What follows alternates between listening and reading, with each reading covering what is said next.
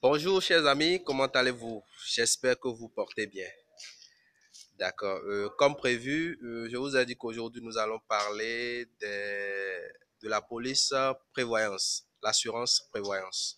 De quoi s'agit-il? Quand on parle de police prévoyance, c'est une assurance que vous faites pour couvrir les frais d'obsèques ou les éventuels frais que vous aurez à dépenser après le décès d'un parent ou d'un proche ou bien même de vous-même. Donc vous planifiez cela. Mais je tiens à vous dire que ce type d'assurance sont des assurances à fond perdu. C'est-à-dire quoi? Ce n'est pas une cotisation que vous faites et que quand il y aura décès, la compagnie va vous les reverser. Non. Vous payez la prime contre la couverture d'un risque. Ça veut dire que si vous payez le montant de la prime et que l'assureur vous donne le capital garanti, c'est quand il y a décès que l'assureur indemnise. S'il n'y a pas décès, il n'y a rien. Comprenez avec moi. Donc, s'il n'y a pas décès, la prime que vous avez payée, vous la perdez. Mais c'est quand il y a décès que l'assureur, la prestation de l'assureur rentre en jeu.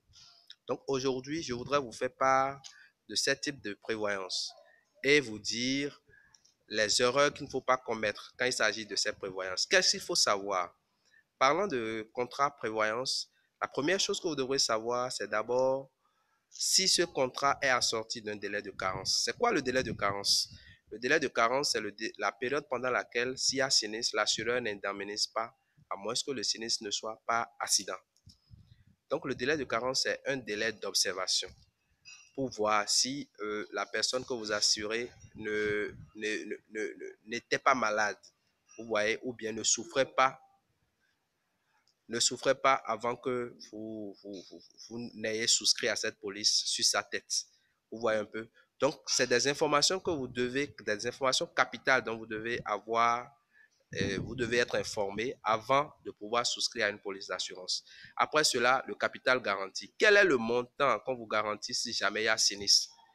Il faut le savoir avant de souscrire à un contrat prévoyance. Et enfin, quel est le délai d'indemnisation? Le délai d'examination fait partie des informations capitales également que vous devrez avoir pour souscrire à une police d'assurance.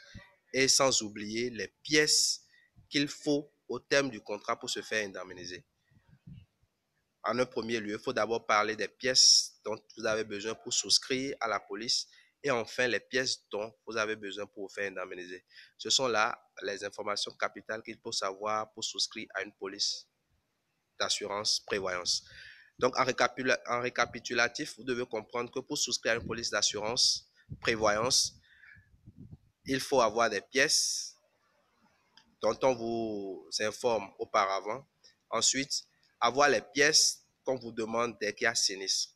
Maintenant, il faut savoir que ce n'est pas un contrat où vous cotisez pour ramasser après. C'est quand il y a sinistre que vous faites indemniser. S'il n'y a pas sinistre, il n'y a rien.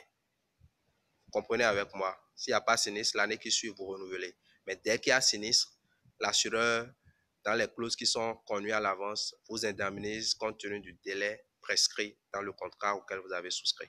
Alors, c'était là quelques détails que je voudrais vous donner par rapport au contrat prévoyance. Merci à vous pour votre attention. Passez un bon après-midi. Au revoir et à bientôt.